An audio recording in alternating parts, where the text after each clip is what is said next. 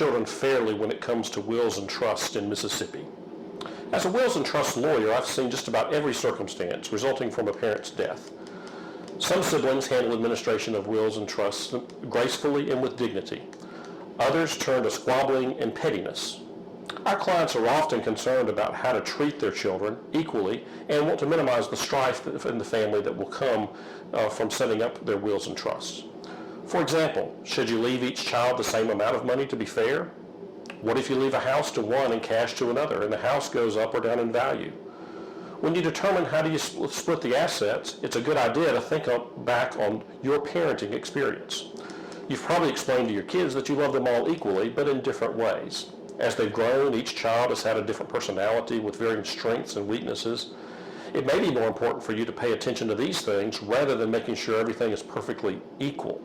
For example, one of your children may be extremely responsible when it comes to money. He or she may live debt-free and has a strong work ethic. Some parents may feel this child doesn't need as much money or property set aside as might a struggling sibling. In other cases, the parents may feel that this child deserves to receive more than the child who has racked up debt or has a spouse who will mismanage the funds. Another way to make sure a more equitable situation is chosen is the method of distribution.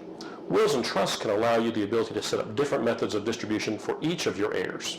For example, one child may benefit from a single lump sum that he or she can invest in other ways.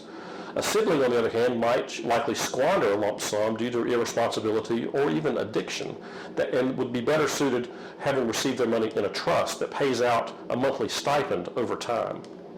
Another area where things might differ is naming the executor of your estate. It's common for a parent to name the child in this role, usually the oldest child, but some thought should go into which child to choose.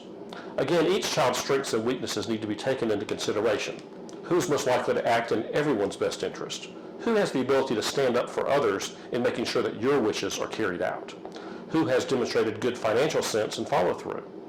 Your wills and trust attorney will work with you to create a plan that meets your unique family situation. If you're ready to get started with this type of planning or have additional questions about the role that your children should play in your estate plan, we invite you to give the Morton Law Firm a call.